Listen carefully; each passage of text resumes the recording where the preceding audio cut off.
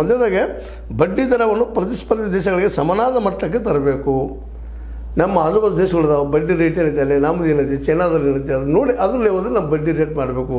ಅಂದರೆ ಆ ಮಟ್ಟದಲ್ಲಿ ನಮ್ಗೆ ಖರ್ಚಾಗ್ತದೆ, ಅಲ್ಲಿ ಉಳಿತೈತಿ, ಅದು ಪೇಮೆಂಟ್ ಮಾಡೋಕ್ಕೆ ಬರುತ್ತೆ ದುಡಿಯೋರಿಗೆ ಅಂತೇಳಿ. ಜೊತೆಗೆ IBC ಕಾಯ್ದೆಗೆ ತಿದ್ದುಪಡಿ ತಂದು ಸಾಲಗಾರರಿಗೆ ಆಗುತ್ತೋ ಅನ್ಯಾಯ ತಡೆಯಬೇಕು. ಏನು ರೂಲ್ಸ್ ಆ್ಯಂಡ್ ರೆಗ್ಯುಲೇಷನ್ ಅದಲ್ಲ ಅದಕ್ಕೆ ತಿದ್ದುಪಡಿ ತರಬೇಕು. ಈ ಸಾಲ ತೊಗೊಂಡವ್ರಿಗೆ ಅನ್ಯಾಯಗಳಾಗ್ತಿರ್ತವೆ, ಅದು ತಡಿಬೇಕು ಅನ್ನೋಂಥ ಒಂದು ಬೇಡಿಕೆಯನ್ನು ಇಟ್ಟಿದ್ದಾರೆ.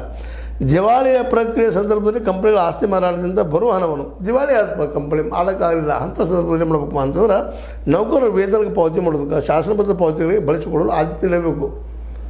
ಈ ಪೇಮೆಂಟ್ ಕೊಡೋದಕ್ಕೆ ಕೆಲವೊಂದು ಕಾರಣಕ್ಕೆ ಉಳಿದ್ರೆ ಪಾಪ ಲೇಬರರ್ಸು ಅಥವಾ ಇನ್ನೊಬ್ಬರು ಕೆಲಸಗಾರರು ಅವುಗಳನ್ನು ಮಾರಿ ಅವ್ರು ಕೊಡುವಂಥ ಒಂದು ವ್ಯವಸ್ಥೆ ನೀಡಬೇಕು. ಎಲ್ಲ ನೀವು ಬಡ್ಡಿ ಗಂಡ ತೊಗೊಂಡೋದ್ರೆ ಪಾಪ ಅವ್ರದ್ದೇನು ಗತಿ ಅನ್ನುವಂಥ ಮಾತು.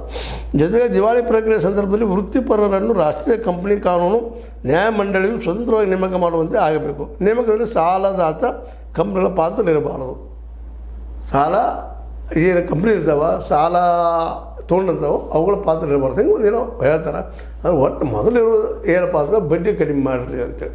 ಹೀಗಾಗಿ ನಮ್ಮ ದುರ್ಬಳಕೆ ಆಗ್ತಾಯಿದೆ, ನಮ್ಗೆ ತೊಂದರೆಗಳಾಗ್ತಾಯಿದೆ ಅನ್ನೋದು ಇಲ್ಲಿಯ ಸಾಲಗಾರರ ಸಂಕಟ, ಸಾಲಗಾರರ ಮನಸ್ಸಿನ ಮಾತು.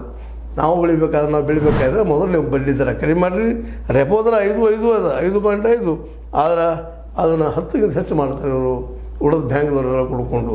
ಅದಕ್ಕೆ ನಮಗೆ ಲಾಸ್ ಅದ. ಇದರಿಂದಾಗಿ ನಾವು ಬದುಕೋದು ಭಾಳ ಕಷ್ಟ ಅದ ಅನ್ನುವಂಥ ಮಾತನ್ನು ಈ ಒಂದು ನಮ್ಮ ಸಾಲಗಾರ ಸಂಘದವರು ಸರ್ಕಾರದಿಂದ ಇಟ್ಟಿದ್ದಾರೆ. ಅದು ಸರ್ಕಾರಕ್ಕೆ ಎಷ್ಟು ಮಟ್ಟಿಗೆ ಧ್ವನಿ ಕೊಡ್ತದೆ ಗೊತ್ತಿಲ್ಲ. ಈಗಾಗಲೇ ನಾವು ಮುದ್ರಾದಾಗ ಇನ್ನೊಂದರಾಗ PMJP ಒಳಗೆ ಸ್ಟಾರ್ಟ್